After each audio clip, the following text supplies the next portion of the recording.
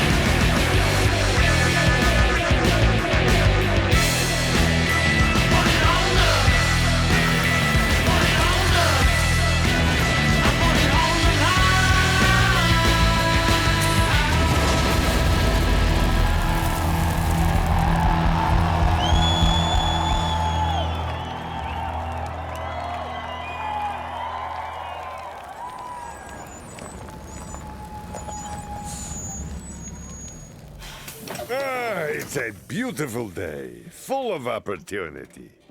So, who's coming?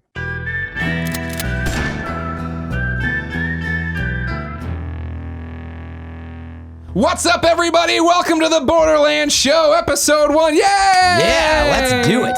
I'm one of your hosts, Greg Miller, alongside FM3_ himself, Fran Mirabella. How you doing, Flack? I'm great. The How are you, Beastmaster. Zane? I'm doing well, man. Well, you said that with such disdain. Because you're on PC. I don't even know what you're doing over there. I can't hang out with you. I can't see you. They love the Zane. No, man, I'm so excited. Yeah, sure, of course, yeah. So excited. If you didn't know, ladies and gentlemen, this is the Borderlands Show, which I'm sure you did because you clicked on it. But the idea here is that each and every month, Fran and myself will show up to talk to you and somebody from Gearbox about Borderlands. Fran and I, of course, will talk about what we've been playing in Borderlands 3 for that month. Then we bring on somebody much more qualified from Gearbox who made the game to talk about what content you will be playing next. That's why we're so excited. Today, creative director Paul Sage is joining us to talk about Bloody Harvest, the first in-game event for Borderlands 3 outside of everything we've been doing. But we get to start the show, Fran, and I'm sure a lot of people are skipping through it just to get to the information. Yeah, you want all the preview coverage. See the first Bloody Harvest footage, find out what's coming, see what Paul's got to say. Of course, housekeeping for you. Borderlands Show is monthly. You can catch it, of course, on twitch.tv/Borderlands or youtube.com/BorderlandsGame. Most importantly, you need to be part of this show. We have a viewer mail section.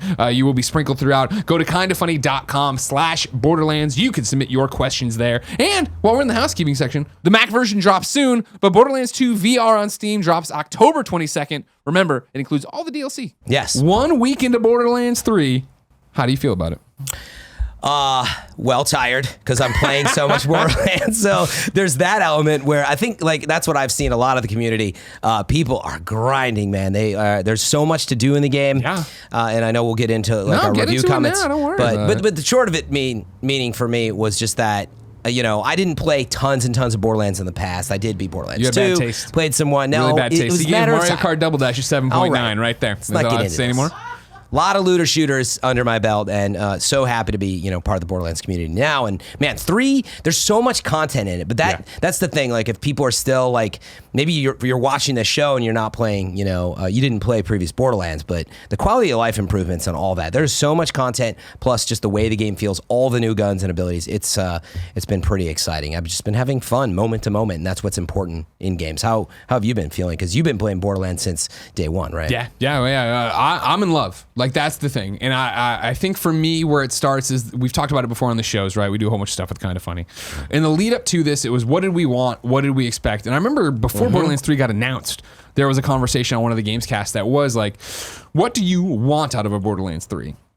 And I remember saying like, I expect and want it to be a modern take on Borderlands. And I know that sounds weird, but when like they launched Game of the Year edition for Borderlands, you and I jumped in and it was like, whoa, this is an old game. Can't grapple. Was. Yeah, can't slide. You can't slide. You can't mantle. Like inventory, I thought was a complete bitch to use. There's all these different things. Yeah, it was 10 years old though. I mean, of course, yeah. And so to jump into Borderlands 3 and feel immediately at home, it's been interesting because I think my favorite thing just happened recently with this game. Where I got it, we started pouring into it, we started tearing apart, we're playing it, I'm knocking out every side mission before I go on to the next main thing, I'm agonizing over my inventory, I'm playing as flak. I'm having a great time, but on, I think it was Games Daily, maybe it was Gamescast, somebody was like, Greg, great to hear you're enjoying it. Is it your game of the year? And I immediately was like, no. Like, I'm having a great time, it's more Borderlands. It's what I want, it's what I expected, it's Borderlands, I'm having so much fun with it.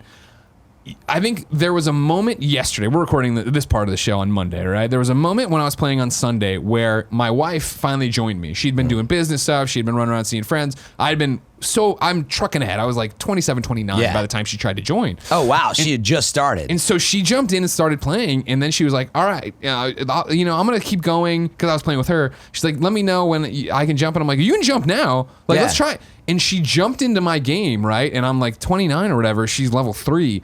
And that's when it clicked of like, oh my God, this is what's special about this. Yes. Is that Borderlands 3 has nailed online co-op in a way so many people, so many games don't. Yeah. And the fact that she was able to jump in and has continued to play with me this entire time now is doing damage. I'm not having to Sherpa her. I'm not having to revive her every 4 seconds, right? Yeah. She's actually there playing with me. Yes. Yeah, I mean, exactly. In previous Borderlands, what would happen is if someone higher level than you jumped into, say, your game, just to use that example, then your game would get harder because it would scale to them. And anyway, all those old... I'd say somewhat archaic co-op styles. Not that I would say we should ban them, from the industry, but I would say... You can play Borderlands 3 that way if you want. You can play it competitive and fight for the loot and have the whole level, the disparity. The classic, exactly. So if you want to play that way, cool. But what I was getting at is that it really struck me as well when I just had people who were playing, 16 hours a day and they were already level 50. I had some people who were below and there was no friction. Yeah. And that's what... I think we haven't experienced that much in this industry. Yeah, you and I talked about it, right? Of that's been the promise from so many games, right? You and I, big Division players. Yeah. When that launched, and that was the idea that it was going to be like that, and everybody could play, and then it was broken at launch, and it was this is exactly what you felt like, where I'm in your game and you're higher, and I'm shooting this guy and I'm doing no damage, and I don't understand why. Yeah, and then there's the story elements. It's like, well, I don't know, have you done the story? And I think sometimes that's a gameplay designer, perspective, where they're like, wait, I want you to earn this moment, but they've really thrown all that out, which I'm actually actually really enjoying. I think that is what Borderlands is about right now. It is about this pure, looter shooter, chaotic, just fun. Jump in and have fun. You know? I mean, I know it does sound simple and tagliney, but that is what I'm experiencing. And sure, it is more Borderlands. It's not some new modern take on a franchise that reinvented or really invented a looter shooter, right? It's not some new modern take. In fact, many games took cues from Borderlands, and now they've moved on. But Borderlands said, you know what? Have fun wherever you're going. We like the space we're in, and fans want more of that. In fact, I can't point to too many games that kind of do it the way that Borderlands just did it from the start. And that's the thing about it, what you talk about is it's just fun, and it works, and we jump in, and it goes. It harkens back to, I remember being at IGN, and I want to say it was an IGN demo when Randy came by to show Borderlands way back in the day. But maybe it was somewhere else I heard it. Maybe it was an interview I saw. Maybe it was a PAX demo. I don't know. An event that we went to, But at some point, right? I remember him being asked, oh, yeah, is there fall damage in this game? And I remember him looking at it, he goes, is fall damage fun? and I'd be like, no. And he's like, so no, it's not in this game. And I think cool. Borderlands 3, it's weird to have a moment that far back, 10 years ago, like you're talking about, that far back in a timeline, and you get to Borderlands 3, and it's the same way of like, is jumping into your friend's game and not getting loot that's worth anything to you, not being able to do damage, and having to feel like you're the little brother. Constantly picked up and rezzed, like you said. Yeah. And the fact that it hasn't been that is amazing. And the fact that, Andy jumped into my game and was playing with me when I was a little bit higher level than he was. And he told me at dinner then the next day, like, oh yeah. And then, I got to that mission we did and it popped up and it's like, hey, you've already done this mission. Do you want to skip it? Yeah. Like, yes. Thank you. Like, right? Yes. That's what all these games should be doing. And Borderlands does such a great job, Borderlands 3 in particular, of there's I think a fun story there. There's a lot of interesting characters, all this cool stuff. It's also stuff that we're in a 4-player game. You're talking over. You're not like. If you want to take the story super seriously, it's there. And if you want to just get out there and worry about questing for a legendary, that's there too. Yeah. But that's where I think we're going with this. Is it is just so accessible, so you can play it how you want. And I was going to bring that up too. It's like, look, if you want to play it single player, you actually can. Oh, yeah. I think actually with a few notable bosses. Sure, and I haven't done it single player, so I can't be sure how hard they are. But I was just about to bring up, I was like, in previous Borderlands, if you play it on your own, you started to feel it after a while. You're like, I kind of feel a little overwhelmed. I kind of feel like I need a buddy. Are you saying that this game, you do feel that way if you're playing alone at some points? And I personally, I don't think that's bad. But yes, because I think the way the matchmaking works of being able to jump in or whatever. Sure, it's got matchmaking too. Or if you have PSN friends, or if you use like Squad Up on our show, Kind of Funny Games Daily, there's different ways to do it. But for sure, where it was that Kilovolt, thank you very much. Yeah, he sucks single player. And it's that thing of, I've run into multiple bosses where Kilovolt, I was playing, right? You remember Kilovolt? Shocks the floor, the whole floor turns into electricity. Oh, yeah. Now, see, when you said it that way, I'm like, okay. Oh, my God, I'm sorry. Shocks the floor, that makes sense. Electricity guy doesn't make anything different. There's so many effects in this game. I was picturing like orbs of shock floating through the air, which is a shot cut I have. When you're doing single-player Kilovolt, or when I was, he just never takes his eyes off you. So it is that thing of, oh, crap, there's no way to get out of his sight to get behind him and do damage here, or just get away and heal for a second. But what happened for me was that I hit up Andy and I'm like, hey, dude, can you pop in for 2 seconds, tell me about this boss? Sure, no problem. Last night it happened with another one of our friends, Andrew, right? Where he hit me up and he's like, he wanted to play, and I'm like, I'm trying to power through, finish this story. He's like, no. Like, I just need help with the boss. I was like, oh, sure. Popped in and took out the boss. And he's like, I've been grinding this for like an hour. Really? And I can't do it. And it's that thing of like, you want to do it because you see the progress. You see that you're almost there. Well, if I did this strategy, if I did this, if I opened this chest but didn't use it. Like, I think there are those moments where it's like, just having someone to distract the boss is so helpful. Yeah. To take the eye of Sauron off of you. Yep. Yeah, I was going to say, so it does have that. I've been playing co-op almost the entire experience, so I think, mine's a little different. I played the beginning solo for a bit, and then boom, I was very lucky to have people from my stream hopping in and helping me out and playing. And so it's just been a blast to not have to worry about it. I do think you're right that looking back on some of these boss designs, because I'm at the very end now. Yeah, some of these bosses, I think single player, doing it on your own could be pretty tough. But you could do it. I mean, they're obviously not impossible or anything 100%, like that. But it's just how that thing. It's just how much you want to grind and get over that hump. Yeah. How and some people love that, right? It's like if you go and play Cuphead, right? People love that experience. What a sense of accomplishment when you're able to beat something tough that like is there. And that's the thing about it, where with Kilovolt, it wasn't even like I thought he was being cheap. it was like, all right, cool. I know he's like around the ground. I know I have to run to these different hexagons that aren't there. Yeah. But I was low level. Again, I'm playing as Flak. So like now I've got my skill tree uploaded, right, where my Skag can revive me. Yes. So it's like, what an amazing perk to have, right, in my skill tree. But back then I didn't. And so it was more of a struggle of like if something happens. Which, by the way, I want to point out, again, we're recording this ahead of time when people see it, right? Yeah. Hasn't actually been a week yet, but we're cheating. It's Monday for us, right? But I want to say I'm Flak. I'm a level 32. My game clock is at 27 hours, 35 minutes. Nice. Fran, you gave me your stuff ahead of time. 33, actually. You're maining Zane. You're 33. Yeah. And then you're 31 hours in. Yeah, roughly. But I'm streaming and I'm doing rare chest events, so I try to pop over. And so I'm routing to do those a lot with the community. Plus, actually, if you do a badass event with the community, that can actually take some time sometimes. And here's my thing. Now, here's the thing. Again, like, as you know, at the Borderlands launch event, we hosted that. I was like, we're going to get out there. We're going to rock 'em, sock 'em, be the Bash Brothers. It's going to be great. You said, we sure will, Greg. Yes. Then here we go. You found out the Echo Cast didn't work with the PlayStation, and you're like, I'm going to play on PC. I'll see you later, Greg. Yeah. So now I'm a console plebe over here. And I've seen the badasses run through my game. All right, cool. I've seen a red chest. I've opened it. It's cool for me. Nothing else. Yeah. Talk about this Echo Cast stuff, because you're in love with it. Is it worth it is my number one. Because you traded in your friendship. You threw me away like a Kleenex. Abandoned PlayStation. Exactly. You're not getting no trophies for him. No trophies I'm for going to me. have the platinum trophy by the time the next show pops up, probably. Don't hold me to it, Kevin. Not even sure Sony will sell me a PlayStation 5 after this. They probably won't. Which is not the official name. Anyway, so you asked me what my pros and cons were going into the show, and this I actually listed as one of them. It is that, as someone who streams, FM3_. Love the underscore. As someone who streams, this is big for me because this does community interaction like I haven't really experienced and seen. I mean, this is a AAA game that's doing it. So here's what happens. You link up your account, if you're a viewer, your Shift account to your Twitch account, and then you get access to an extension. It does 3 cool things. Okay. You know, the first thing it does is these rare chests that you're talking about. You find red chests all throughout the game. They're special chests, and the community can opt in when they're viewing on your Twitch channel with this extension, and they actually have a chance to win. If they win, they can pick one of the items in there. So here's the even cooler part. Got it. In my game, I might be going to a chest. One of these rare chests, unfortunately, are leveled to the area. So I'll go all the way back to Pandora. I get like a level 5 weapon, which for me right now, I'm like, doesn't do anything for me. If you win, it always levels to you when it shows up in your mailbox. Oh, so nice. if you win, it is worth it to watch streamers because you can win loot that is leveled to you. And at first I thought it was just like I'm getting the level that you see on screen. Yeah. And that's not the case. So if you get purples, blues even, with like a cool perk, you really got to dive into the stats. You can get cool stuff. You know, I love those stats.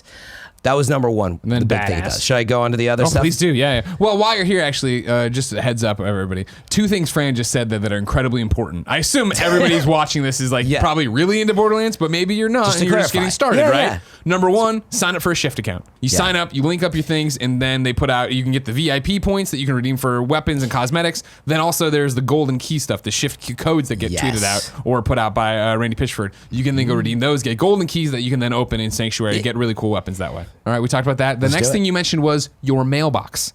I have seen this time and time again on every Twitter thread where I go and I look for the things. Yeah. People are missing where the mailbox is.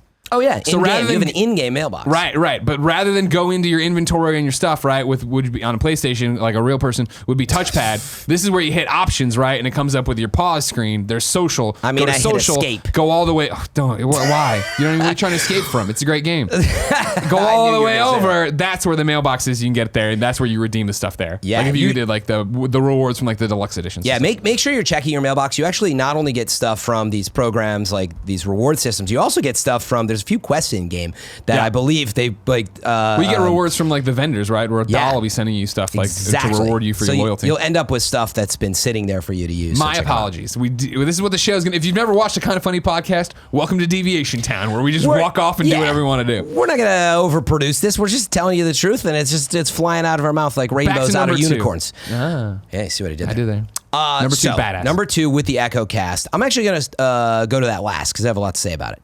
I'm going to say pinata. Put that one simple. So the second thing you get with the Echo Cast extension are when I level up as the streamer, I get a pinata, which you don't get if you're not streaming, which now is incentivizing people to stream because I will tell you, the loot is pretty good. I think even if you have one person to vote. So, for example, they can vote to give you cash. Cash is pretty good. You start Wait, the audience votes on what's in the pinata. They vote. I really don't know this. Okay. So yeah, sorry. Pinata drops only at your level. So right, I've gotten 33 Whatever, of them so far. cash. So it's not a ton. Yeah. Cash is really good, but they can actually drop weapons in there. Yeah. And I will say, I've got some of the best weapons out of that pinata, man.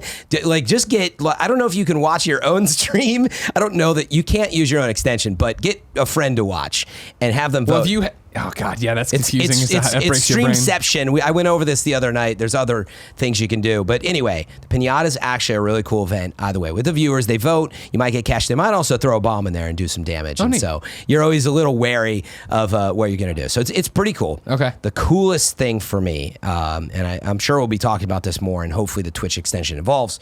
The badass event. If you're watching a streamer who has the extension active, and by the way, console streamers, 2K has said that they're about 30 days out from launch is when that next patch hopefully should come. I'm sure you, Paul Sage, will be answering to me about this. We'll search for the specific answers from Paul as well later in the show, but about 30 days out, so hopefully everybody has access to it. Yeah. But the badass event, there's badasses in the game, right? It's a rank of enemy. I've seen them run in, Yeah, so you run into a badass. It sort of seems to be RNG to me right now. So in other words, it's not always, but occasionally the audience gets access to your badass. Okay. And then they're going to start, by the way, everybody gets evil when they get access to an enemy in the game. Course. Like, they give you your cash and your pinata. They give you some sweet guns. Well, guess what? You run into a badass, and now they're like, level it up, double damage, extra experience. It gets difficult to fight these. It's not crazy. And actually, I enjoy it for that reason, is suddenly you're facing off against an enemy that was kind of just a tougher enemy. And now you're in a battle literally with your viewers, and you're like, oh my God, they healed it again. And I got into like a 5-minute battle with one. See, that's awesome. It was so much fun. That's a really cool use of that. Yeah, it was so much fun. And I really hope that is something that, they look at and they actually expand on it, because I would say the events don't happen enough. They're much fun. Yeah, And I don't mind getting into it with the audience, So my question for you really would be, as the professional who's using all this stuff, is it amplifying your Twitch streaming? Is it making you even more? Is it another way to interact with the audience? Like, I mean, are you going to miss this when you go to other games? Everybody streams differently, right? Sure. To answer that question, I think other games are going to very quickly learn from this, because the amount of interaction that I'm seeing in Twitch is more than ever. Not that I chat with my audience all the time, and I think that's one of the things I'm good at. Sure. I'm not like an MLG player, and I don't have like a steel trap mind, and I'm chatting a lot, and I think it's a big thing to do. But I guess my point is, my chat's already pretty active, but they're getting really active when these chess events come up. And I thought actually after the first day or two, people might get tired of that stuff. I thought maybe the extension, who knows? They're like, I'm playing the game, I don't really care about the loot. But as it turns out, that and the badass events are so cool that people are like really into it. So I think other people are going to learn from it. I really want this. Yeah, it's cool. It sucks. They screwed me over. Well, days out. We'll find out from Paul. When's it coming? You better answer, Paul. To console.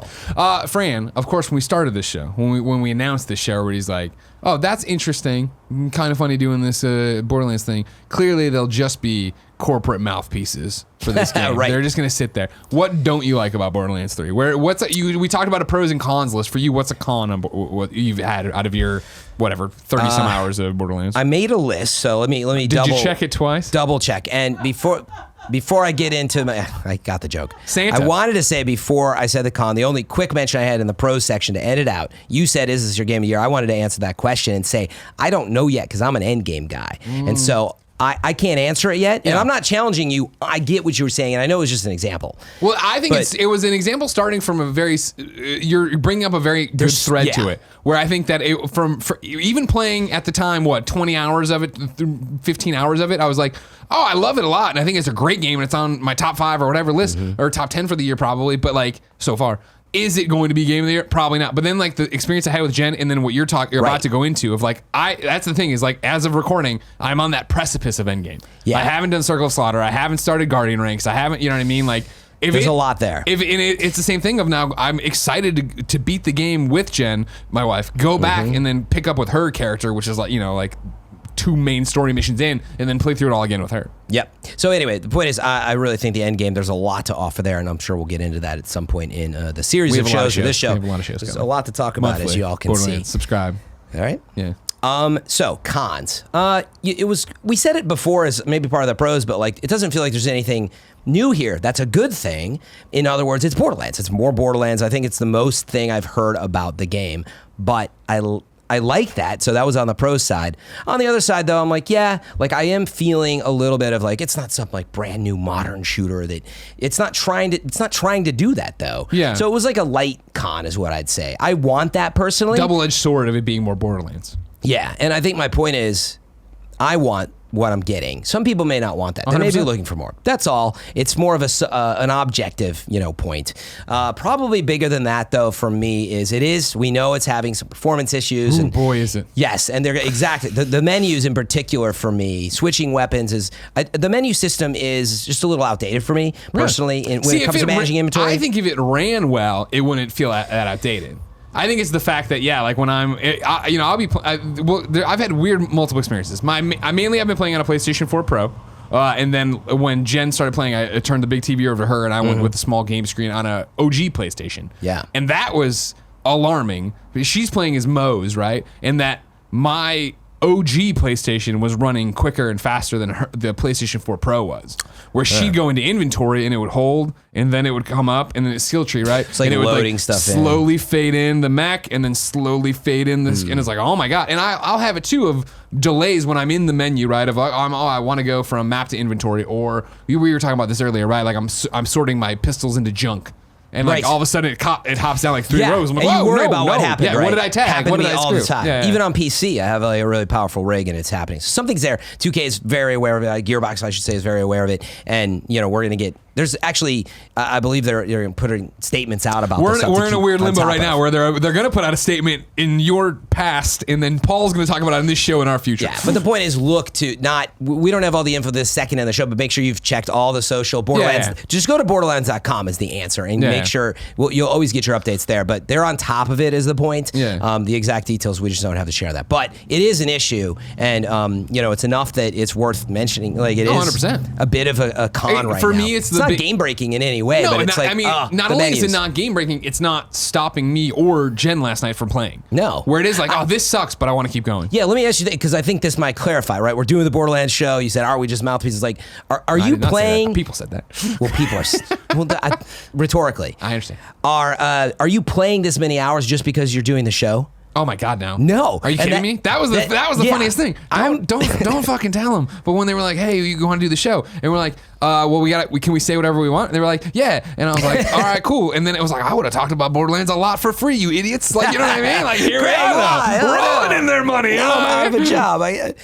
But no, it's the same for me, man. I'm legit. I'm frothing at the mouth a little bit. Like, you want to go back and play more Borderlands. Dude, I mean, on the other side of the wall is Andy, right? Who also streams, but we won't say his Twitch channel. Only go to yours, FM3_. Oh, so nice. And but that was the same thing him and I were having on, I think it was Thursday and Friday, where it was literally like, okay, can we stop work and go home? You know what I mean? Like Saturday, I literally played from sun up to sundown, and it was like I woke up Sunday like I want more of this game, and like right now I'm so excited to get home. And our roommate just got her coat, and it's like, oh my god, like we're gonna have a whole team in this house. That's it. I'm super excited to get to the end game. It has kept my attention. I know it's supposed to be in the con section, but legitimately to make it clear, we legitimately really like the game, so whatever. I really like a ton about it. It's a ton of fun to play. It is what I want from it, and I can't wait to see the end game. But con wise, honestly, it's been the performance stuff, some UI stuff. It's not a constant.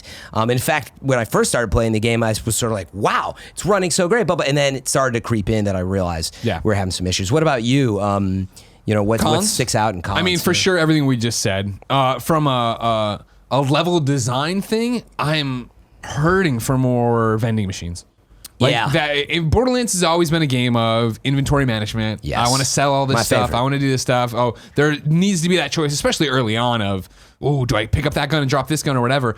But I feel like there's times where I'm going through these really awesome levels. Like the way they've done the planets this time around, the Jacob's Estate, like, right? Yeah, which feels really like cool. I'm in Louisiana. Yeah. I'm like, it's like this space, is awesome. New Orleans. Right, yeah. This is so cool. Or Kentucky, the way they're talking about the barrels and stuff. Oh, yeah. But still, like, I'll be, halfway through, 3/4 of the way through, deep into it, and be like, I am out of room. Like, and I've picked up so much stuff, and I don't want to drop any of it. Same, you know me, man. That's my biggest dread as I'm sitting there streaming. I'm like, I got to go through my inventory. And so, yes, you're halfway through a really long stretch of engaging gameplay, and all you want is just to sell off a few things. Yeah. And actually, I think it would have been as easy as that. Like, find wherever that spot is, make it a little bit closer. Well, just drop a machine somewhere, right? Or and then I feel also, too, like, just more fast travel points. Fast travel is done so well here. It is. In terms of, it really is fast. Yeah, exactly. And like I remember when I first started it, I was like, oh, do I have to go back to the fast travel stations or do I need to be? And it was like, no, just go to your menu and you can fast travel to any point you've been. Any planet, fast, anywhere you want to go, you go. But then as somebody who's like, I don't know how you are with it, but for a game like this and for what we're trying to do and then playing with other people and all this different stuff, like I go back and forth all the time of, I'm not going to do the next main mission until I do all the side missions. Yeah. And then I'll do the thing of, I feel like everybody's passing me. I need to do the side mission so I at least get to the end game. That's what I'm on right now. And so I go back and forth, and then I'll just go thinking, let's go do a bunch of side missions.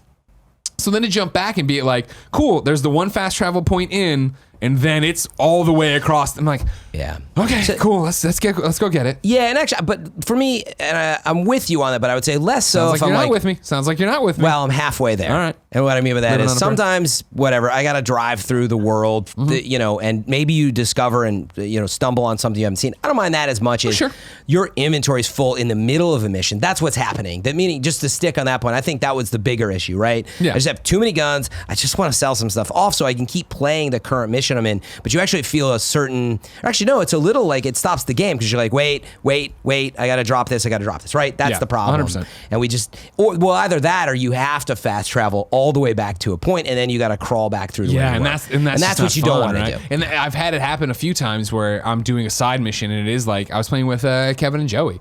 And they went in to engage the big group enemies. Like, no, all right. Like, what? I'm like, if we just go if we slink along this wall, we can crawl around into the area where we actually need to be for the objective. Oh, nice. Like, I understand you guys just want to shoot stuff. I just want to shoot stuff too, but I don't feel like there's good loot that way. Yeah. It's that weird balancing act, right? Another thing that is something that's an issue right now at launch that will not be an issue when everybody's level 15, it doesn't matter, is, again, I think they do co-op so well. The fact that Jen's been able to join, like literally she, got through the tutorial pretty much, and then I brought her to my level 20, whatever, and we've been playing nonstop with it. It's crazy. It's awesome, and it's great. What I don't enjoy about it is that extra weapon slots and artifact slots, all those slots you need to unlock are tied to missions and not tied to level. Right. So like Jen's level 13 or 14 or 15 right now, and still only has 2 weapon slots.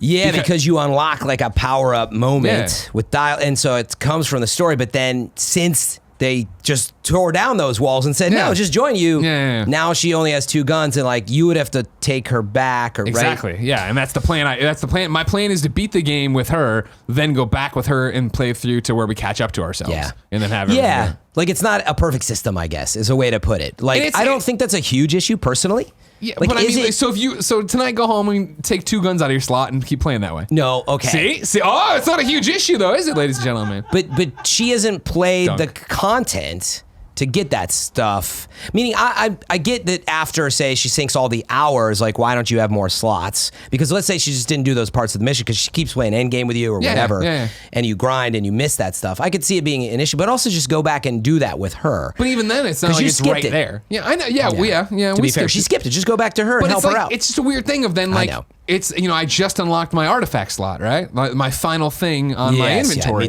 too. When I did that, she was playing with me, so she did that. Right, so she has an artifact, but she doesn't have the rest.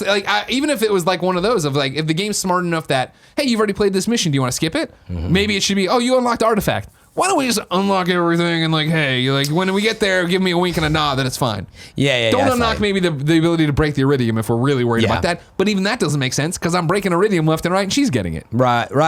Yeah. No, it's a little out of order, and that's the it's just a small thing. It's a double-edged sword. Yeah. Exactly. And I'd much rather it be this way. It's so fluid and frictionless just to get people in and playing. And frankly, I've just never had, especially with Borderlands, it's so easy. Bill, you want to play? You want to play? You want to play? Totally. I'm talking to chat, and I'm like, here's jump in, and man, like that's it. No thinking about it, and I love it. That part is incredible. But you're right.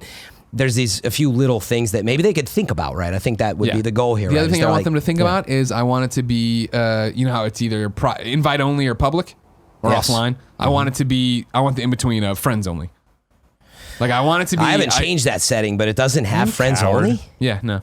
See, I just let everybody play. That's the kind of person I am. Great. No, FM3 everybody. I assumed it was friends only, to be quite honest. So I haven't really played with that Friends setting. only. You know what I mean? Yeah, it's perfect. 4 friends driving around. I don't know. Do you have other cons that really stick out? It's interesting, The only other one that pops up for me off the tip of my tongue is something that Andy tweets about a lot. Is that it's so dark.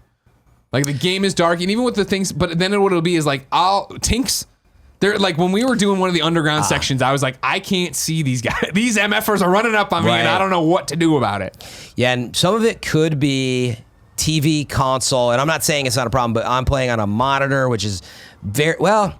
It's got the settings a little different because of my stream, but I haven't had as much issues with the darkness on PC. But also, I'm like right here in front of the monitor. And it's much different setting. What Andy keeps tweeting about from I've heard about it is like talking about just getting some kind of outline around them a little bit. You know what I mean? Some kind of different shader on it. Right. So I'm actually glad you brought that one up, which is it plays into one thing that has stood out to me getting closer in the end game and playing with a bunch of people who have crazy weapons. There's so many insane particle effects and stuff. Really, that's one of the cool things about it. It's just beautiful. There's like all this stuff happening. Yeah. It's actually at times I'm like, this is insane. I don't even know what is happening. There's lightning crashing down. There's fire orbs floating through the sky. However, it can be hard to track the enemies in those scenarios sometimes. Sure, totally. And I was wondering, like, is there a way to like maybe get an outline or something? Just like you were saying, in addition to the darkness, I'm like, where is this enemy through this sea of particle effects? Exactly. And they're damaging it. I'm using, I'm using the Skag, right? Yeah. And the Gamma Skag. So it's this huge irradiated yellow beast in the center of and I know it's attacking something. Yeah. And I'm like just shooting, hoping I get through its legs. I don't know what I'm shooting at, but it's getting something down. And it does, like, it's enough to bring up that it does. I'm like, I do have a sniper on the area, and I'm like, there's no way I'm going to find this enemy while they're damaging it. So I don't know. Minor point of feedback. I'd love if there was, more of an outline. Funnily enough, right? Like you play as Flak, like you're saying, the Skag has an outline. Yeah. Like it'd be cool Oh, if we could use that somehow to get through some of these effects. But I know it's not that simple, but in the gameplay, it does affect it for me when you're playing with a bunch of people with crazy particles. But again, I mean, as I think was pretty obvious, right?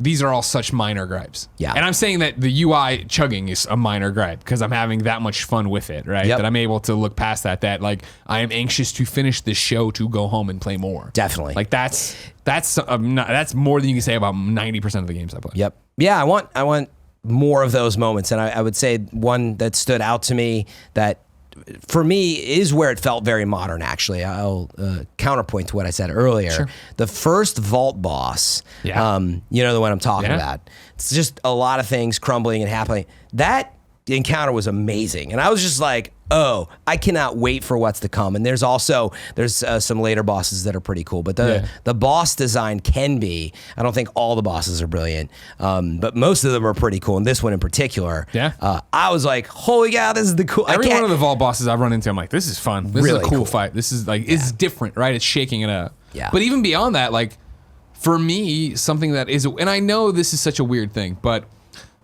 humor is subjective.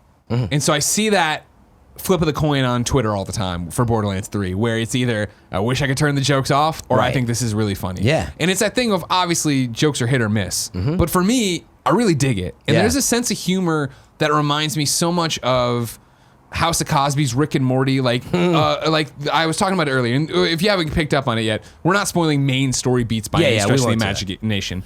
But like, I want to talk about 2 side missions from a top level, right? Well, not really top level. I'm going to spoil them. But here we go. There was one, right, of like, hey, you got to go kill this girl. She's about to get married. This psycho, right? These are just side missions. So it's not going to be. But it was like you got there, and it's the normal Borderlands thing of the checkboxes appear, and you knock them off, and then more additional. Appear. And it literally was like, I'm totally paraphrasing, but it was like kill her 4 cousins, kill her husband, kill her maid of honor, kill the future mother-in-law, and then finally kill her. And she comes out, and then she goes on to say everything you just did, where she's like, I can't believe you'd kill my 4 bridesmaids and my 4 cousins. Exactly. And I was like, that's really a funny joke. Then again, there's a side mission that takes you back to the Children of the Vault propaganda center, right? And it's where you killed Mouthpiece. Yeah. Where they're holding, you know this? Did you do this one? Did you do not the side mission. I don't think. You do a side mission where they're holding auditions for the new Mouthpiece. No, so I've like not done you this. need the idea is that it's an Ellie side mission. You need to go out and get all these different pieces to then go to the auditions to audition yourself as the new Mouthpiece and kill all the people who want to be Mouthpiece. So as you go, they're playing the auditions over the thing, and the twins are talking over it, and you finally get there. You're killing these people, and one of the Calypso Twins is like, "All right, is there anybody else to do?" And this guy, she's like, "Oh, you sir, why do you think you should be the new mouthpiece?" And the image pops up, and it's a guy who looks exactly like Mouthpiece, and he goes, "Well, I look and sound exactly like the last guy because it's just the same voice actor." And she's like, "All right, good enough. You got the job." And then you go in and do it again. You fight a different battle with that Mouthpiece. And I was like, again, what a clever, goofy, fun way of like, that's what I love about this game is the unexpected nature of the story is, trying to do different things and tell you this narrative and all that stuff. But when you get into these side missions, the crazy, funny shit they're doing is great. Yeah, that's it. The game doesn't take itself seriously. And like, I assume everybody knew that about Borderlands, but it was maybe important to bring up and say that like it does it. And that's the fun of it. And yes, sometimes it's hit and miss, may not be your style here, but it's doing stuff. It's just like, it's silly, everybody. You're not supposed to take any of it seriously. It does have some serious moments though, actually. And I will say, like, there's a few story moments, bigger moments that I was like, unexpected. Oh my, like I was getting some feels, man. And we often don't comment on soundtrack work in games. I think it gets overlooked. I almost forgot to bring it up. Glad I am. Holy cow. The sound work on the game in particular, I think is just awesome. I love the vibe. And when some of these bigger moments are happening, let alone just atmospheric stuff, it is all over with the styles and stuff it does. But anyway, some of these story moments are actually you feel them.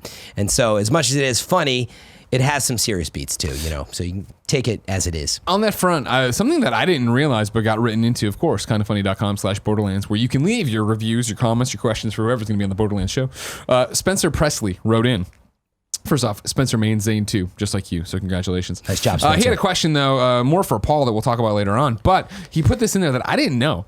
Also, if there's a second, I'd like to slip in and say how much I love the music, and by having a different composer for each planet, it really helped make each place sound as unique as they looked. Yeah. I didn't realize they were doing that. I didn't realize that either. So you said, that's awesome. And that's the thing about it, where I think, we talked about when they announced the Sanctuary was a ship this time around, they announced you're going to do these different planets. We all got excited. We're off Pandora. That's cool. Yeah. But I didn't expect to go to each one of these biomes and have them be so different and so uniquely their own, right? Of being in the bayou, like you're like, this is awesome. Yeah, you know what I mean? Running around doing this and comparing that to Pandora, comparing it to the futuristic city, comparing it, like it's incredible the way these things look, feel, and have personality. Yeah, you really get the variety, and that was one of my pros too. Is that not that it, Borderlands 2 wasn't fun, but you're in kind of a samey kind of area for the. It feels similar in a lot of ways, right? But in Borderlands 3, man, the pace is pretty good. Different planets, you're bouncing back and forth between stuff, and especially with the music that we were just talking. They do some really like wild stuff. They do very atmospheric stuff. It really is, again, like it goes back maybe in a way it doesn't take itself seriously, but what I mean by that is it takes the risk of said, wait a second, we don't need one perfect thematic whatever. Let's have some fun. Get these different composers. It really shows like, yes, the music changes up quite a bit, and it's really nice. Of course, ladies and gentlemen, in the lead up to episode 1 of the Borderlands Show, we asked you to go to kindoffunny.com/Borderlands, give us your reviews of the game. Surprisingly, anyone who went through this was pretty high on the game. Killer Jam, who mains Flack, wrote in and said, best Borderlands so far. Keep up the good work, Gearbox. Weissmark, also a Flack main. I just want to say thank you for making my game of the year so far. I've played with friends who I haven't talked to in years. I've played for 14 hours straight and wanted to keep going because it's so fun. The only thing I could ask for is a General Grievous head for Flack to go with the Cyclone. And maybe a gun that shoots dildos, but there's probably one of those and I just haven't found it yet. Thank you so much for making this incredibly funny. Hey, you got a burger gun in there. Yeah. You got everything in there, right? It's probably in there. And then Nick wrote in, also a Flack main. Fran, get on the Flack train. I'm noticing a trend here, Greg, but continue. Nick said, hi, Fran and Greg. I just wanted to let you guys know how blown away I am by Borderlands 3. I've never been a fan of the franchise and have openly spoken about my dislike for looter shooters. But for some reason, Borderlands 3 has got me addicted.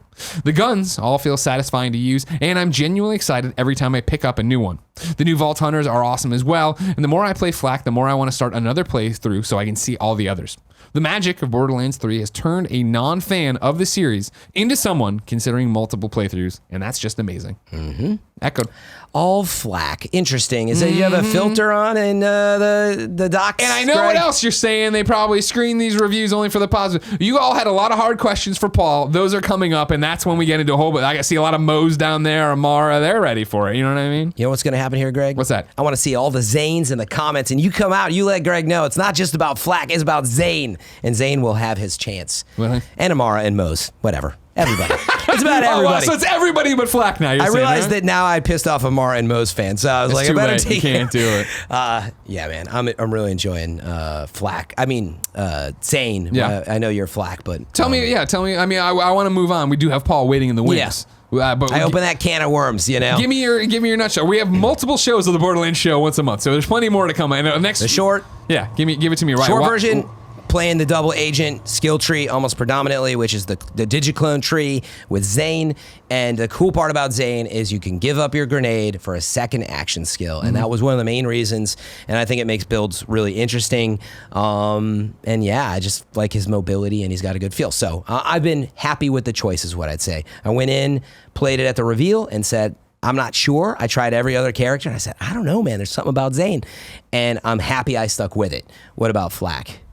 I'm loving him. Yeah. Yeah. You tried everybody as well, right? Exactly. Yeah. And Flack, it was a skill tree that spoke to me. And so I mainly was going through investing in the master tree, which is more about taming your beast and doing that stuff. And then when clicking over to the other one, the green one, hold on, I forget the name, but I have I know, I'm bad with the names for a while. I was calling mine like the doppelganger tree. You got the doppelganger tree. Well, he's got like, you know, there's a I bunch eventually of, jumped over to the stalker tree because I wanted more health stuff. Because I was, as opposed to you, for the first 3 nights I was pretty much single player only. Yeah. And then it was like I wanted the ability to have someone res the pet, res me on its own and stuff. Do you have a cool like build strategy that you've found that you really like? I do, that I can share if you don't. Tell me, what is it? I mean, mine was I fell into the pet stuff, so I was like, let's keep pouring it into the attacks and crits for them. Yeah. Yeah. Yeah, you're just like leveling up your beast, which makes sense. But as I got into the tree that I'm in, there's actually a lot to talk about for another time probably. But we got a lot of show to do, don't worry. Things that stuck out the most was once I got access to, with the clone, you can res yourself if your clone is up. And man, like anything that's a get out of dodge that I always say, if I can get out of dodge for free, that is what I look for in a lot of my skill trees, like quick health regen, anything where I'm in trouble, go invis, whatever. But anyway, you can res yourself. And that's probably the coolest thing that I found. It. I know it's simple, but I'm like, it's deeper into the tree. And I was like, oh, thank goodness. That's a game changer for that tree. So it might be worth looking into. But I do want to bring up one more other one quickly.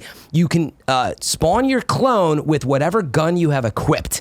So it's circumstantial, but I found this crazy rocket launcher that shoots like, this fire hose of like cryo. Yeah, I use that one, yeah. It's really cool. It's like low damage, but it's a stream. So I was like, wait, I'll spawn my clone with that, and it doesn't use the ammo. So I spawn the clone with it. He's just spraying cryo everywhere while I was up, and then I just go back to my regular gun. Stuff like that this is what makes it really cool to use these builds. The moments in this game of getting a new gun or a new ability, and then like I had picked up a Maliwan gun that had smart bullets on it, right, for the longest time, and I didn't use them. Yeah, I was like, okay, smart. And then when I did it, and I was like, oh my god, I'm such an idiot of like boom, and then run to cover and just shoot over like that. Get a new pistol that like empties the clip as a secondary fire into whatever I am. Like, I want Again, that's the cool part about Borderlands. It doesn't take itself seriously. It's got guns that shoot hamburgers. It's got guns that take your money, I guess. It's got guns that shoot loot, by the way, if you haven't seen these. It's crazy. Yeah, have you seen this gun? No. There's a gun that takes iridium and it shoots loot, randomized loot. No. In effect, they're using iridium to shoot loot at you, and then you're getting money. You can sell them. The game's wild. And when I picked up my first artifact, when I was getting the artifacts before I opened the slot, I'm like, this looks good. Slide and do radiation damage. I can do this. And then I got the one that was like, oh, well, now you get like 120% cash. And I'm like, save that one. And that's one I'm running now. I'm opening things for $1,000 a time. Like, we're getting into that part of the game where you start to get items where you're like, oh my goodness. So last night I got a hand cannon. It's Jacobs, which is my favorite pistols. It has a 348% on the crit. So meaning the damage suddenly went from like hundreds to, I'm doing like 2,600, 3,000 damage at my level. But like little moments like that, you're like, this is really good drop. And you get excited about it. That's deeper into it. You don't have to play that game this way to enjoy it. You can use look at the gear score is what I tell everybody. The item score is the easiest the game, but there's some really cool stuff if you read the stats. Ladies and gentlemen, we swear we'll shut up. We just really do love Borderlands. It just launched, I Greg. need to know why you love Amara and Mose. Write in kindafunny.com/Borderlands so you can be on the next show defending your choice in character, since we're so over the moon. See, for it's us. a battle for him. I just want to be representative of everybody. Speaking of representing everybody, Greg Way, I'd like to welcome to the show the creative director of Borderlands 3, Paul Sage.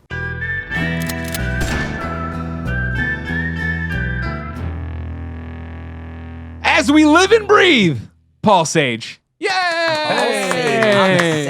Hey, thanks, guys. Airplanes be damned, you'll make it. Yeah, You'll be that's here right. to talk about Borderlands 3. That's right. How are you, sir? Congratulations. Thank you. I'm really well. Yeah? You know, just getting to come out and enjoy a little nice San Francisco here. Sure, when yeah, busy yeah. time of the year. Yeah, exactly. Cool Yeah, off. no big deal, right? No, A busy no. time of the year, you launched the game, then ran away. No big deal. Yeah.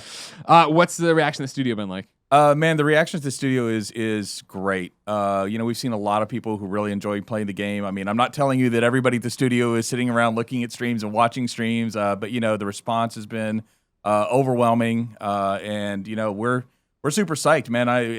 The team is as happy as they've been in, you know, a long time, so it's great. It's nice to see the payoff. How hard is it to get to that precipice where you know tomorrow the game drops, or it's even the review embargo is going to lift, and know that you put all this work into this, all these years into this, and now someone's going to sit there and give you a yay or a nay, or somewhere in the middle, which is even worse. Yeah, that's a lot of power. You give away, man. You know, again, you're just hoping it's fun, right? Like, and that's the whole point. Yeah, it's frightening in a way. Like you're just sitting there, like, okay, what's it going to be? You know, we think it's good. Yeah. Is it? And so, but that is the thing that, you know, subjective. You know, everything in entertainment is subjective, and for a lot of people, and so, you know, but we've had such a really great reaction, you know, from an overwhelming majority of people that we're super pleased, man. I mean, I'd love to tell you something else, but you know, like, you're allowed to be proud of your work. but yeah, man, it's great. It's a lot of fun. Now this whole first part of the show has been me and Fran basically sitting here talking about how much we love it, right? Yeah. Let's not start there. What are you gonna fix this game? What's your problem? You know what I mean? You seen these menus? What are you thinking over there? Yeah, Right to the These nay, cloud Greg. saves. Hey, somebody's Right got to to do the it. nay. I want them to know we're not owned. yeah. Absolutely, man. You know, this is something that's really true. I talked about the busy season, you know, of where we are right now, but it's almost like it used to be when you launched the game, and that was it.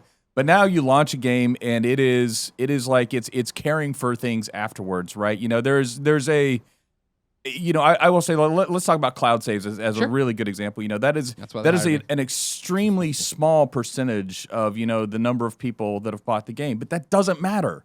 It happens to one person, right? Right. That's a big problem. That's what matters, is that we care, and we want to get out there, and we want to make sure that doesn't happen to anybody else. Right. So that's a patch thing, and then what can we do to help those people that it's happened to? Right. So that's a big thing for the studio right now, as well as, you know, we're looking at performance concerns. Always a thing. You know, and I'd love to tell you that, you know, a PS4 is always a PS4 is always a PS4, but it's not anymore. You know, it's what TV is it hooked up to? Is it hooked up to 4K? Is it hooked up to 1080p? HDR. You know, yeah, absolutely. And so you see these discrepancies, but, you know, the team is committed to releasing a patch, you know, and what I hope is that you'll see a patch out, you know, within about a week or so, you know, from when this airs. Sure. You know, that's my hope. You know, again, we only control so much of that. It has to go through all the first course. parties and You have to things of get that cert, nature. yeah. Absolutely. But that is a huge thing for us right now. Yeah. So. And I feel like that's been the message, right? You guys have been talking about this. Again, like we joked about earlier in the show, we're recording in this weird time loop, right? Yeah. You've been doing blog posts that are going up, theoretically, knock on wood, already by the time this is out there, and you guys are working on it. That's right. Yeah. That's right. You know, and even, you know, we brought up, you know, some of the performance, or whether it be that, we also have some balance things we want to do, right? And those are things we can actually do a little bit quicker. Oh, yeah? We call those hot fixes or micro patches. You know, don't have to name them exactly. Yeah. But the most important I like thing micro is, patches. Yeah. The most important thing is that we get a little bit better balance on some things, like, say, some enemies. We make them a little harder. Sure. Might make Mayhem 3 a little harder, as an example. This is the thing Fran sent me. You We came know? home exhausted after filming one day, and Fran's like, hey, here's this thing on Reddit. We might have to talk about it. I'm like, the hardcore folks are talking. Not that it was necessarily too easy, but, you know, you look at that end game grind, and we're getting a lot of legendaries, and it's something you guys are looking at. Yeah, absolutely. The legendary drop rates are something we can absolutely fix, and we'll fix pretty quickly. Yeah. So somebody was, you know, I'm not saying that I ever read Reddit, but if I had and somebody posted, hurry up and get it now, you know. I was going to say, if you're a gamer like Greg Miller, that means right now. Stock up, Call buddy. out of sick and go do this and get all the legendaries and bank them. Maybe going real back fast quickly on the performance stuff. Is that going to affect like menu stuff? I noticed, some things like lag depending on platform. Is that part of that performance, or is that a separate issue? So performance, I mean, there's so many different aspects of performance, frame right? rate, or loading times, absolutely. or whatever, right? So we'll see a number of these fixes come through, depending on, there's a number of different teams, even within our team, right, that work on things like we have a rendering team. As an example, we have a user interface team. And so for the menus, that might rely more on the user interface team, but they also might be working with that rendering team. So right? It depends. Yeah, it really depends on how fast we can get it, fixed and fixed right, and how fast we can get that certified. Yeah, and we know this about patches and stuff. So that's I don't want you to feel like you got to commit to that. It's more, I think the audience is like, wait, are you looking at this too? And so I wanted to clarify if it was just frame rate. If it's just that, it sounds like you're looking at it all and trying absolutely look to prioritize, right? Again, this is a huge commitment. It's something. The team is really sincere about making sure that, people have as good of a time as they can have in this game. And that includes addressing performance or balance or whatever it need be to make this the game that everybody wants it to be. Yep. Yeah, I read your blog update last week, and I think you said you just want people to experience joy, right? That's right. And that's like, of course you guys don't want this, and like you just want people to hop in and have joy. And nice to know you guys are looking at these quicker patches as well as long-term stuff. And like I said, for the most part, that's what we're seeing. But it doesn't matter if that's the majority. What matters is that as many people as we can are getting their issues addressed. Right. I mean, I think you're already doing it, but that you're nailing it. It comes down to communication. The worst thing anybody can do is silo themselves off and be like just not saying anything. By acknowledging we see it and we're working on it. That's what people like me. I mean, me and my wife are dealing with this at home, right? UIs that are laggy or whatever, and it's like, oh, this stinks, but the game's so good that we don't mind that it's not keeping you from exactly. It's not stopping me. Yeah. Where should people go to find this information when it's coming out the door? This is what we're doing. Look, there is one place that's the authority on this, and it's not Borderlands Show once a month. Right here. All right, we're done. No, but it is Borderlands.com, right? Yeah. And so that's the place that everybody should go to get the information that they need. Yeah. I assume it'll be in there's like a news section, and that's where they put all the updates up there. Yeah, all the updates will be up there. Yeah, absolutely. Speaking of updates, Gregway, you and me have done, I think this is our third separate time now, talking about your roadmap from where we go from here. Right? That's right. Because, of course, you've launched it, and as you said, not only is the game not done in terms of updates, fixes, hot fixes, patches, little patches, big patches, mini patches, other patches. There's also this whole conversation about how you guys are rolling this out, right? There's the October event Bloody Harvest. That's right. Then you've got more stuff coming. That's right. You got 2 DLC packs that are coming. At least. Yeah. Yeah, at least that. Yeah. And takedowns. Yeah. So, where do you want to start? You want to start with Bloody Harvest? Sure. Tell me about Bloody Harvest. That's why people are actually here. If they're watching on YouTube, that's definitely why they jumped to this section of the video. New content really to come out the door, right? So Bloody Harvest is going to start where you might expect it to start, right? It's in October. Yeah. Right. It follows a very Halloween-like theme, even though it's called Bloody Harvest, right? And it is essentially. It's actually real content. I mean, there is real content that goes around. What does that mean? What does that mean? It's real content. So when I say real content, what I mean is that once it's activated for everybody. Okay. Right. If you've bought Borderlands, this is included in the price of your purchase. Right. Okay. And so with that, it means that there is a mission that goes alongside this. There are new challenges that go alongside this. There are new enemies. There's new equipment. New loot. Yeah, absolutely new loot. Okay. Right. So I know we at least have 2 brand new guns. Okay. There's a new shield, and I want to tell you that there is also a new grenade mod with it as well. So, and they're themed for the event, obviously. They are themed for the event. Do they play into the event? Are you going to want these for the event? Or? They do play into the event. So, so let me talk about terror, and not just as a concept. What? Wow, we're getting real heady here. All right. And not the NPC named terror, because have to be careful there and not spoil it for anybody who doesn't know. Good. No spoilers, but terror was awesome. That whole thing was awesome. Yeah. So terror is actually a debuff that can be applied, or that is applied to the player, and that causes the player to essentially, it affects what we call sway or aim, and so you get effects on your screen that kind of like, so once you're terrorized, so to speak, then this affects how you aim and things of that nature. So there is gear that drops that we just talked about that can speak to that it can actually help with that. And I told you that there were guns, there's a grenade, and there's a shield. What I didn't tell you was there's also anointed, what we call parts, that affect terror. So there is some of these parts that will take terror and actually turn it to your benefit. So finding these different parts as part of it. So if you're playing this, you can play this in Mayhem mode just like anything else. And it all starts with Maurice. Maurice, yes. He is... He's terrorizing me? Maurice is your guide to all of our seasonal events, so to speak, or all of our events. He is a Saurian, and he will show up on Sanctuary. Okay. So you know that we've got Bloody Harvest active the minute you see a Saurian, not the one that Tannis crawls out of, but a Saurian, a living Saurian who's going to talk to you and introduce you to these events. Nice. How long will this event last for? This will last about a month and a half. Okay. Oh, plenty Roughly of a time month to and a get half. into it. Yeah, Okay, great. yeah. And again, the thing to remember about these events and these items that we just talked about, this is all something that goes away. So Limited time. Yep, it's a limited time offer. So once you've missed this, there'll be new things coming along. Don't get me wrong, but this is the time to get in and experience this. Get the loot. So there's going to be a terror mechanic. Are there going to be new materials to pick up? Are there new bosses, new enemies? Yeah, there is a new boss. And might be called Captain Haunt. I see what you did there. Yeah, there's a nice. So for those who don't know, Traunt. Yeah. We might have two Traunts, and now we've got a Haunt. So wow, that was easy for me to say. The terror of Traunt, maybe. Right. So Haunt is actually he's got sorts of different mechanics that plays into these terror things. But we didn't even mention like some of the friends that he's got helping him out. So as you travel throughout the game, there will be different enemies that are haunted. Might be possessed. They're spooky. Might be another And if you kill those enemies, then they spawn ghosts, and there are different types of ghosts that come out of them. Okay. Yeah. Are they based on those enemies, the ghosts, or they are not based off those enemies, but they have special things that they do, and they drop what we call hectoplasm.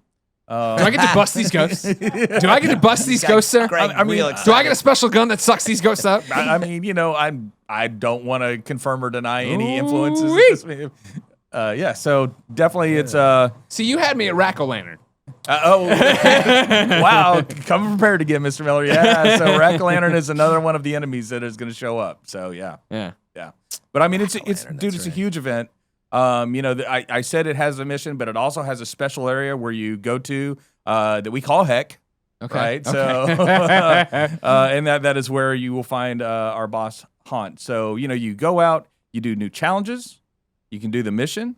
Once you've done the mission, you've collected enough hectoplasm, then you can start and go to the place where we call Heck.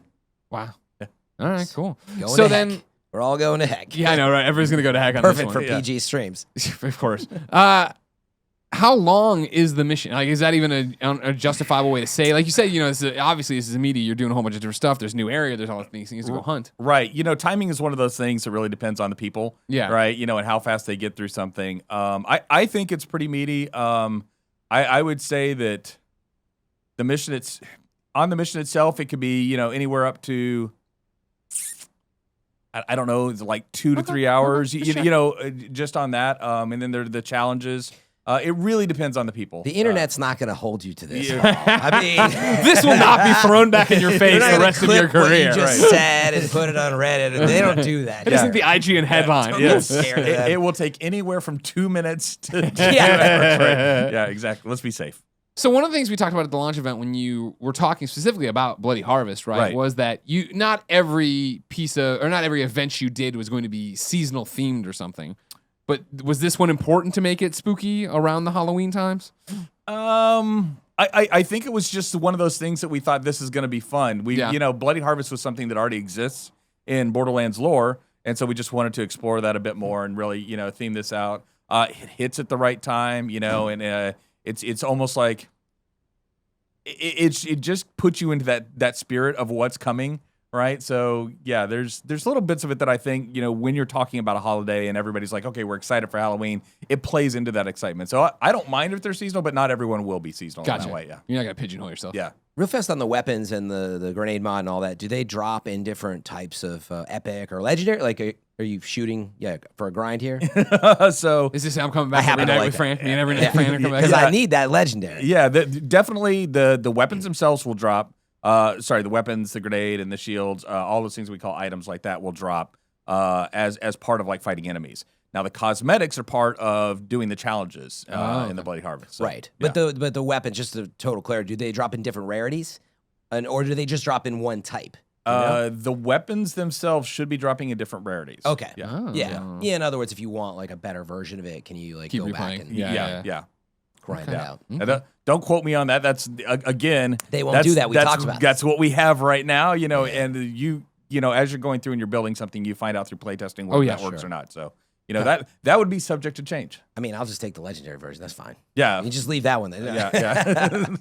In that vein of terror, is it terrifying to be talking about something this close to launch that you're still like figuring out, right? Because it is. You just launched the game. Congratulations. Thanks for the 60, 70 hours Yeah. I'm putting into that. Also, the next thing though, that's what I really want to know about. You're like, we're still making it. Well, that's what everybody wants, right? Yeah. They're always looking for the next thing. I mean, you've seen the streams. Like people have consumed so much of the game. And we knew that was going to happen, but it's always fascinating to watch as people are like, okay, I didn't sleep last weekend, and I made it through. First. And it's like, no, there's some other guy. Yeah. Yeah, no, it's crazy. It always impressed me to see how much people grind stuff like this. Like I was playing maybe 5 to 7 hours a night kind of thing, which isn't the most I've played but it's quite a bit for a normal person, I would say. And then I'm seeing some people like whatever, 16, 20 hours a day. Totally. Like you said, When they just don't Snowbike sleep. Mike, one of the kind of funny best friends and a collaborator of ours, when he was like on Sunday night, like, I think I might finish it tonight. I'm like, God damn, you are a crazy person. Congratulations. I'm glad. But like, I like letting it breathe a second. Like I like enjoying it. Yeah, exactly. That was part of it too. Like we were talking about, I think, off the show, but it was like I was getting to the end of the game and I was super tired. It was like 3 a.m. and I was like, you know what? I'm going to start this one fresh. And I was glad that I did. It was nice to come in fresh and do it. Yeah, I had believe it or not, on Sunday I was playing with a buddy from work, and we restarted. I played Amara, and I'm trying an elemental build. I haven't played Amara's elemental build, so I'm going to see like, hey, how much can I break here, and we'll see what I can do with the elemental. Who do you normally play? Well, who do I normally play? I go back and forth so much. So I've done a complete playthrough with Flack. I've done a playthrough with Zane. That one was not complete. The game wasn't complete when I did the playthrough. Everything was temp. And then I did I did a full playthrough with Mo. So this is also did a playthrough with Amara, but a different build entirely. Would you say you're terrified to pick a favorite? Is that what I'm experiencing right now? No, I'm actually like, do you have a personal favorite yet, or are you still deciding? It almost always is who I'm playing at the moment. Almost always, because you find a build and you're like, oh wait, I wonder if anybody, and you find that that specific weapon combo. Especially with the anointed gear, is where I start really like, when we get into Mayhem 2 or whatever. Because some anointed gear is specific to the your character. That's right. That's right. And I would say that my piece of advice is if you feel things are dragging for you, go respec. That is something I watch, and I'm like, oh, I wish you would respec. If you don't like this, go respec out. Don't be afraid to do it. It doesn't cost that much. We purposely made sure it didn't. Go respec. Yeah. Can you lend me $50,000 to do that? But no. Exactly. Before we go any further, because we're starting to drift, which is good. I like the conversational tone of our show, of course, Fran. Good job, by the way. Episode 1's going really, really well. New segment. When is Bloody Harvest out? So Bloody Harvest, I believe it will be out late October. Okay. Well, that makes sense. So I think that lines up. Yeah, I think there's about a 2-week period in which we can release it at this point. Yeah. Targeting. And again, it's one of those things where everything has to line up. You have to go through certain all that stuff to get it done. Yeah. Okay, late October. I can stick with that. Yeah. You know what I mean? I can live with that just fine. You were gonna say I can wait. I can't wait, but I can stick with it. Yeah, you realize you can't wait. I can't wait. I realize. Just say I'll deal with it. It's too far out, isn't it? It's already too far. It is too far. One of the things you brought to this show, and there's still more show coming, so you don't click off yet. But you brought a shift code, correct? I did. I brought a shift code. I have it on my phone because I don't memorize shift codes. Shift codes are very long. I cannot imagine remembering them, so don't worry about it. As we said earlier in the show, if you don't know this, you need to go to shift.gearboxsoftware.com. You can redeem these golden keys in the game. You definitely need them. Awesome loot. It's the chest in Sanctuary that's locked. That's right. It is a chest in Sanctuary that's locked. So now I'm going to give out the shift code. Sure, we're gonna put it on screen too. Okay, so the one thing I'll say about the shift code is it should be active when people watch this. Should be. I like that. That's right. It better be. and then the following Monday, it will become inactive. Okay. So I think So like Sunday to like midnight, you have time to go. Actually, I think it's till Monday evening. Oh, okay. Yeah. That it No, will. it's Sunday to leave. I'm right? I'm right. Oh, Okay. well, you're right. I'm wrong. Okay. I'm the new creative Use it director, on the everybody. weekend. Let's leave it at that. U.S. time, weekend. Try to get it done by then. Yeah. All right. So let's see if I can do this. Take a deep breath, everybody. Okay.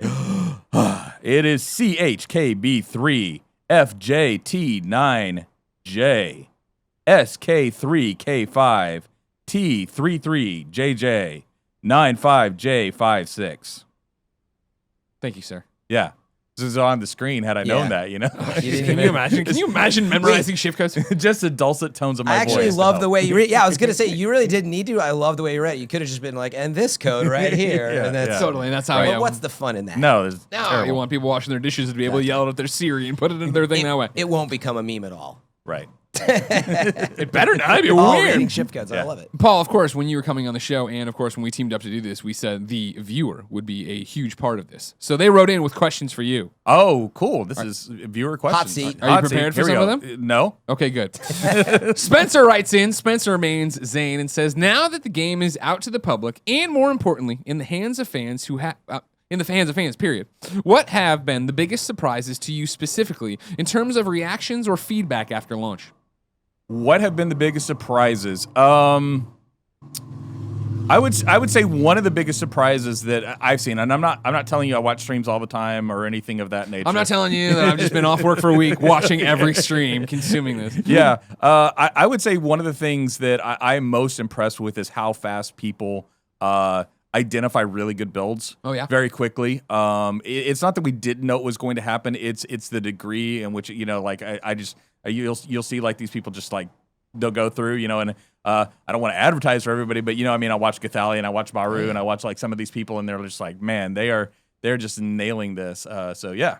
It's what they do, man. Yeah. I had the same experience, even being in that community, and I'm like, man, you're already on like a totally high-end flak build, whatever. Yeah. And then I was a little Yeah. jealous. That When I go to didn't the pick subreddit flak. and I see people with their crazy flax, I'm like, wow. Yeah. Okay. Yeah. Yeah. And then the really honest answer of the most surprising thing is the people who watch the credits while they're streaming. I'm like, just Skip it? No! That's your moment. See, you would think so, and then yet at the same time, and like, okay, I love something that happens during the credits, but beyond that, it's like, wow, I can't believe, and they're so nice about it. Like, I watched these two women play, and they were just like, no, and they were nice, and they were reading out something. I was just like, this is impressive. I'm actually shocked that you would do this. Yeah. Yeah. Super So- respectful. Yeah, I was like right in between that. I was like, how long are these credits? Because I've been down that road before where you sit there. Yeah, they're maybe 40 Why I would minutes feel long. bad skipping them?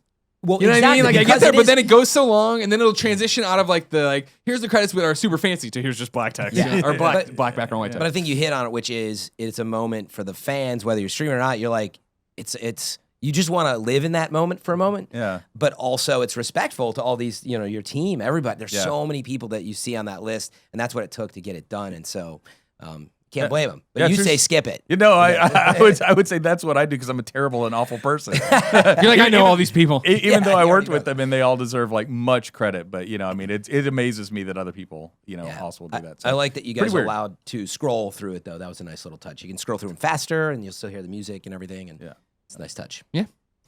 Speaking of nice touches, Atris, who mains Amara, wrote in and said, loving every minute of the game so far. What, if any, quality of life improvements are you able to tell us are in the works for Borderlands 3? Quality of life improvement. It depends on what life you what life is like for you. I would say we've already talked about wanting to get the performance things Yeah, of course. better. I don't know that that's a quality of life, but I would say that making sure that we aren't so generous with our legendaries is actually a quality of life thing for the tail end of the game. Sure. Making sure that people feel challenged. So that will definitely also be happening, and as fast as we can get that stuff in, we will. And that's great. I mean, Yeah. we all play games for the most part for challenge, right? Obviously, Yeah. there's games you want to play through just for the story. But for me and my wife, and when I'm playing with Kevin and Joey and stuff, and we're running around, it is that thing of like when you get to a hard boss, right? When you get to a vault boss, like I like the idea of I don't know what's happening. What is that? You're down. Oh my gosh, my pet's down too. How am I going to get everybody back up? Yeah. Yeah. That's what I live for. Just Yeah. seeing that's the thing. If you see too much gold, too much yellow or orange or whatever, it it gets it's not special anymore, right? Which there's the obvious point, but it always has through Borderlands. When you saw that, you're like, oh my goodness, you know? And it's pretty heavy in the end game right now. And we have to take it in very careful steps because everybody's like, oh well, this is obvious. Look at all these people. Streamers are like your top 1% to 2% of people playing the game as far as skill goes. And then you have a lot of other people who struggle, and we have to be very conscious of that because we want everybody to have fun. Even though we have an easier setting sometimes, that doesn't help certain people. So, you know. Yeah. How hard is it to separate that, though? Because it's what you're saying, like your 1% is so vocal, right? And then people watch the 1% and they think that, they want to be the 1%. If they're doing that, that's how easy it is. I saw him clean this boss in 2 seconds. Yeah, it's super hard to separate that out. But we have to. I mean, that is our job, right? Is to go in and make sure that, you know, everybody has fun at a certain level. Do you have internal data that you look at on top of the vocal side? Because I know, you know, some companies do both, and it's hard to prioritize that even. Like, how do you prioritize just like a vocalness versus actual data? You know, it's funny. I used to work on a game called Ultima Online, right? And that was one of the first online games, you know. First I ever played. Yeah. And one of the things that a guy said there was, you know, the people who are posting on your forums, they're the canary in the coal mine. Yep. Right? And that always stuck with me of like, yep, that's what they are. You don't know that it's going to be a problem. You have to go in and look, but you need to look. And if you're unwilling to look, then, you know, there's a problem there. Makes sense. Adam Jorgensen writes in, he mains Flack. He says, is there any feature, and then he goes, cough, cough, cross-platform multiplayer, that isn't in the game but you would love to see? That's a really good one. Yeah. For reasons I have personally, which is I like playing on the multiple systems. Sure.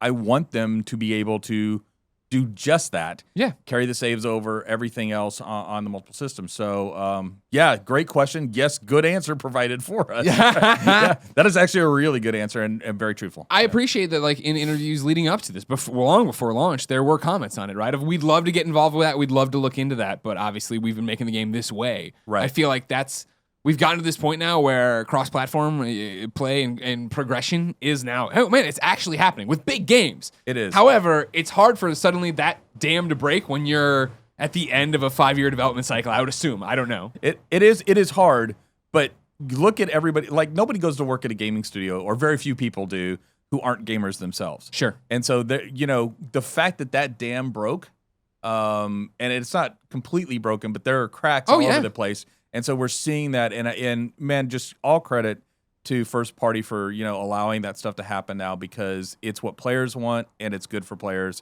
and I'm super excited. Okay. Yeah. You gonna push for it when you get back? Go back there. Tell everybody Gearbox. We're already pushing for Okay, it. Yeah, Gearbox absolutely. gonna push with 2K. 2K gonna push. Everybody's nodding. Everybody's saying they're gonna. Then I can play. Who do with I need to Frank. call? Is it Shuhei Yoshida? I'll call him right now. Aaron writes in. Aaron Mains Moses. Aaron Mains says, I really want to know what kind of thought process goes into creating each Vault Hunter class.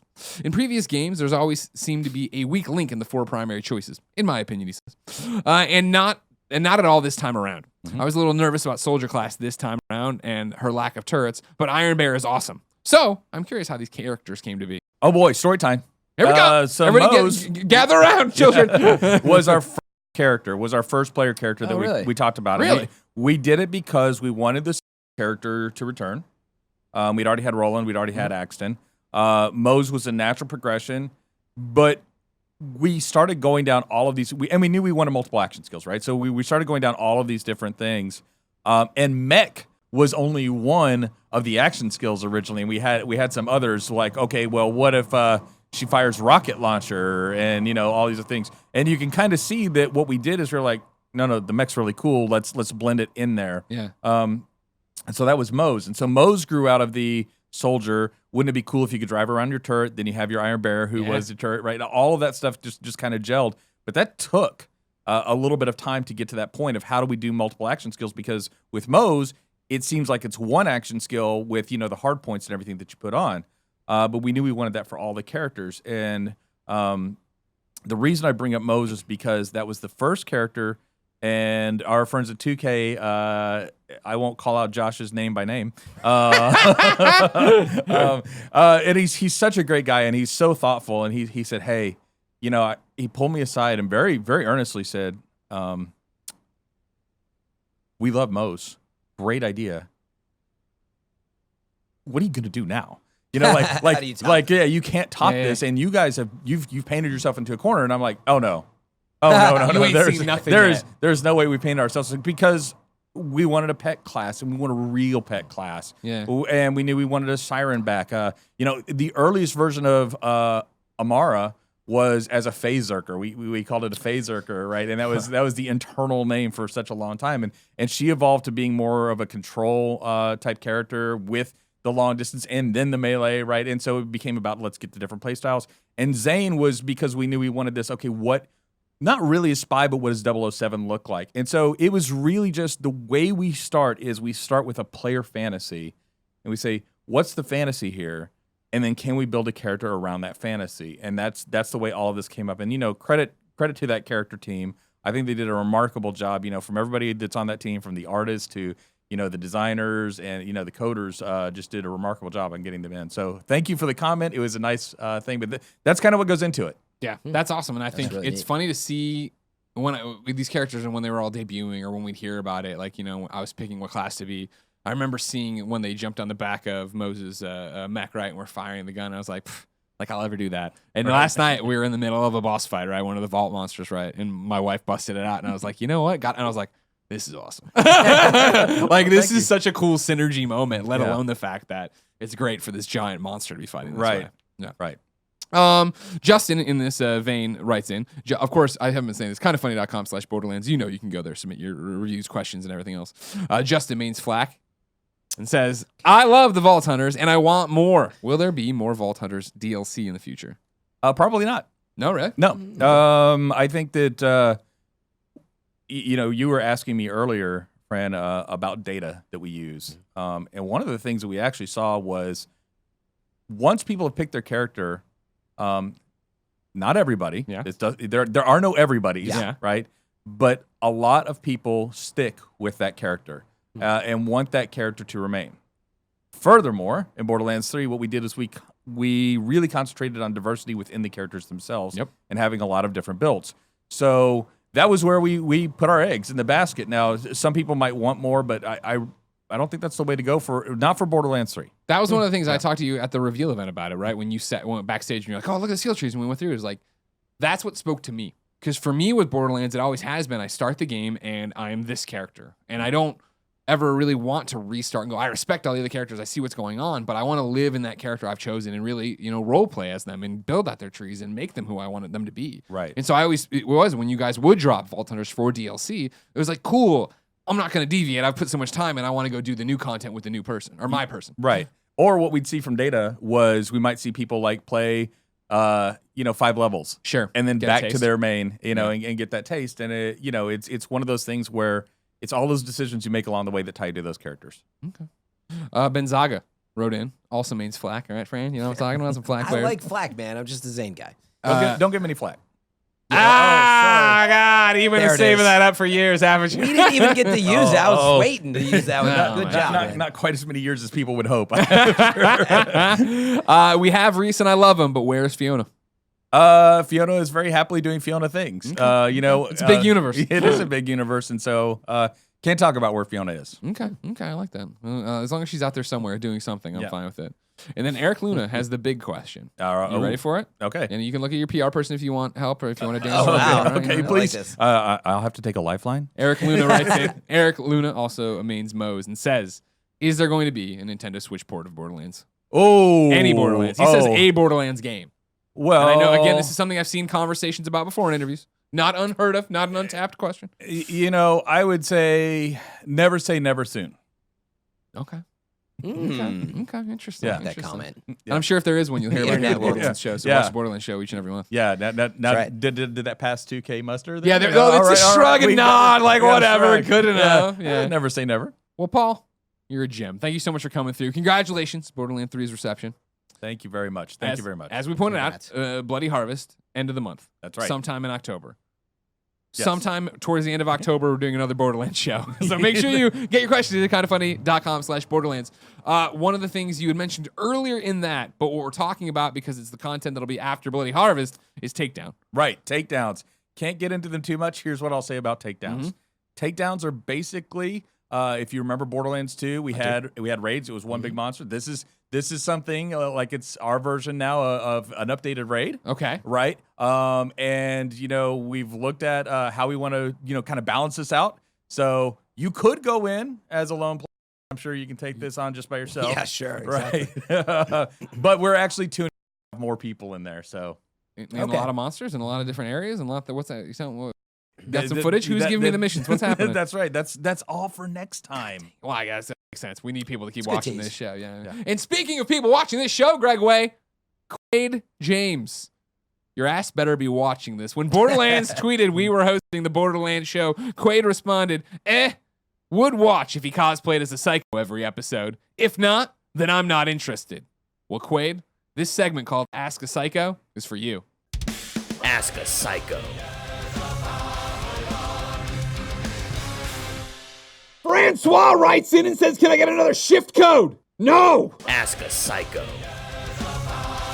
And that, Fran, is our first episode of the Borderlands Show. Wrap. That was a good one, right? It was A lot of awesome. stuff. A music video, an interview, you and me jabber John for 40 minutes. Exactly. We got shift code. Yeah, I wasn't thinking about leaving the table to play the game at all, Greg. No, not at Never all. occurred to me. I wasn't watching the clock, hoping it would end so I could get back to playing. Ladies and gentlemen, what did you think of the show? Of course, we want you to be part of it. Write in kindoffunny.com/Borderlands with your questions. We'll be back with another Borderlands show October 22nd-ish. Yeah. That's the idea. If you notice, the date on this one skated a bit because of that, so we're trying to keep it a little bit looser. October 22nd-ish, we're going to have the managing producer of narrative, Randy Varnell. So it'll be a great chance. You need to have beaten the game by then. I need your spoilery questions for then. That's the kind of stuff we'll be talking about then. Yeah, I was going to say, follow us on Twitter, keep updated, but actually just go to Borderlands.com, follow course. the Borderlands account, of course, but we'll get you an exact date. If you are watching live right now on twitch.tv/Borderlands, congratulations. You can stay tuned. Test is about to start streaming. And then, if you want to come back this evening, 7 p.m. Eastern time, the Border Cast will be happening. Heck yeah. Of course, the Border Cast. Show them some love. It's happening each and every week. If you like this show once a month talking about Borderlands. Yeah, 4 times the love of them. Exactly. That's They the love one to you check more. out and do that. If you're on YouTube, of course, go check it all on the Twitch archives on. You can Google it. You'll find it.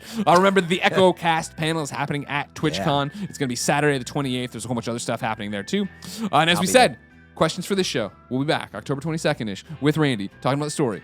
Kindoffunny.com/Borderlands, twitch.tv/Borderlands, youtube.com/Borderlands game. So until next time, Vault Hunters, like, follow, and obey.